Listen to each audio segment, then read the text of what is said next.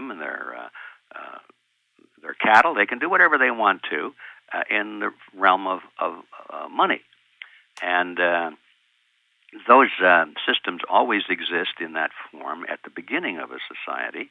But then by the time governments come along and start issuing laws and developing soldiers and police to enforce those laws, the first thing they really focus on after they've secured the territory from enemies, then the next thing is how to start plundering their own people.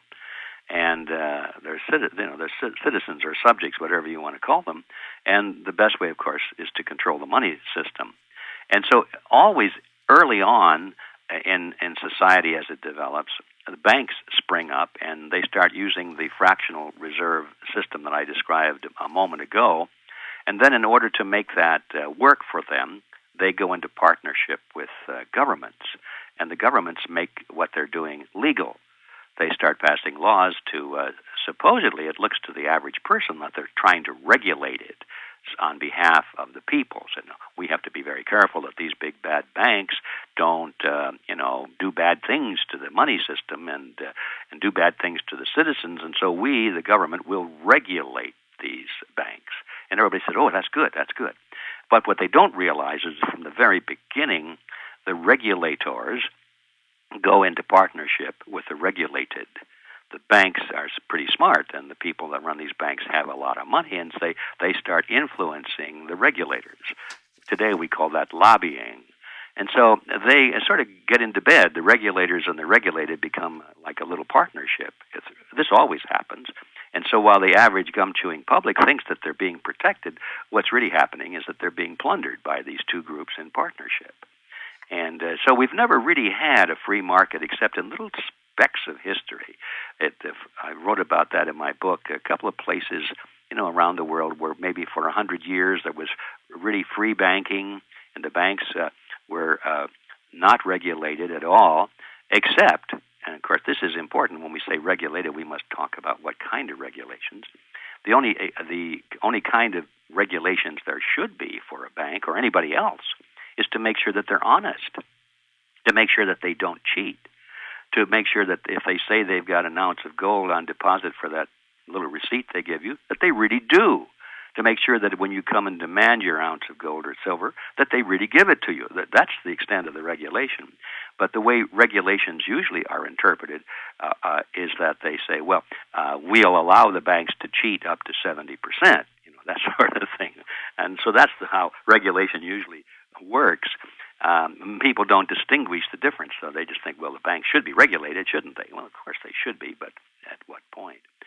So to answer your question, I'm wandering a little bit, is that throughout history, the minute society begins to get a little sophisticated and efficient, as they say in the marketplace, the free market starts to get nibbled by governments and banks, by laws supposedly to protect the people, but which in reality start to fatten the pockets of the banks and the government officials.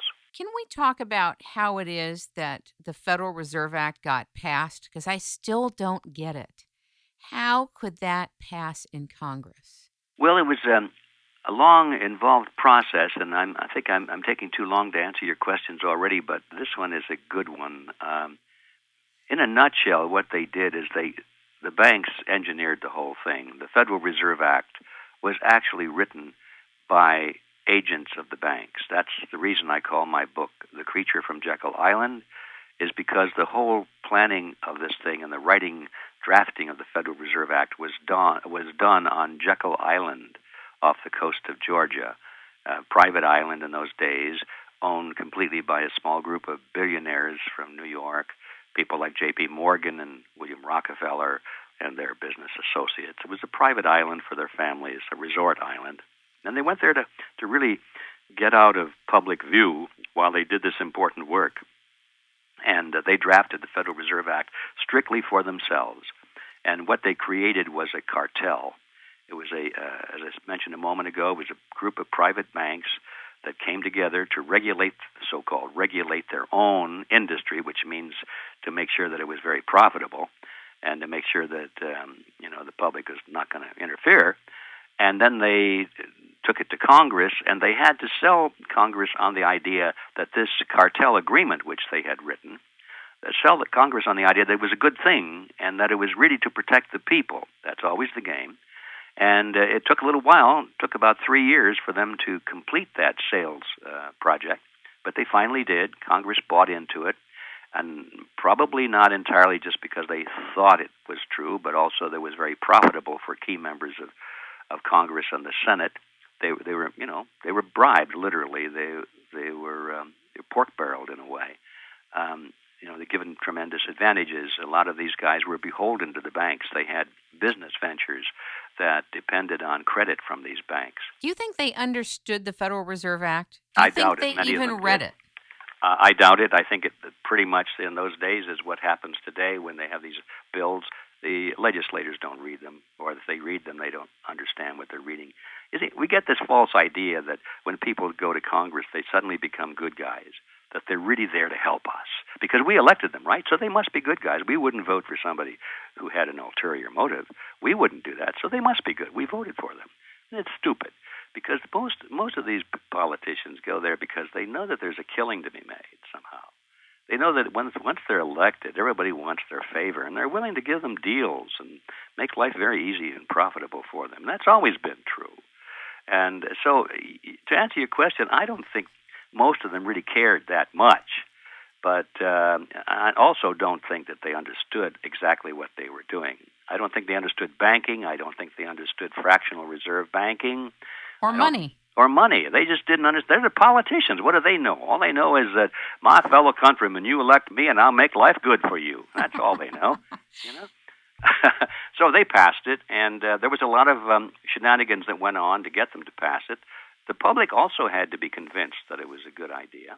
And so these bankers who drafted the bill, did a lot of things that were very clever. First of all, they started to form little committees at the local level. In almost every major community and city in the United States, they had employees of the banks or employees of the corporations which were beholden to the banks form little committees, as they were called, on behalf of monetary reform. And these people, who were nothing but just paid agents of the banks, would form these little false organizations, and they'd write letters to the editor, and they'd put out posters and handbills and say, we're going to have a meeting and discuss this and this. And this was going on all over the country, and it looked like there was a grassroots movement on behalf of this banking reform, as they called it. Always reform, And so they did that. They made some grants to some of the largest universities in the country, which of course, the universities are always in need of money, but especially in those days.